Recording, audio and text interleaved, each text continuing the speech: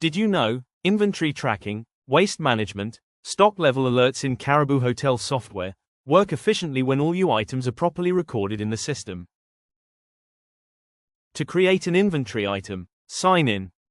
Select the Stores and Inventory module, then Item and Inventory Management. When the interface opens, click Create Item. Type the name of the item, for example, Four Cousins Sweet Bread. Select the unit of measure mode, either single or multiple. Choose a unit of measure. For accuracy of the items to be deducted as menu inputs, select smaller units of measure, for example milliliters. Fill in the unit cost price. This is obtained by dividing the total cost of the item by its unit of measure. Choose a supplier from your supplier list. Select the category and subcategory for the item, like bar stock and wines respectively, for the example used in this video. Fill in the minimum reorder quantity below which the system will send you alerts. And save. The system also allows you to view or update an item to make changes to details like item locations.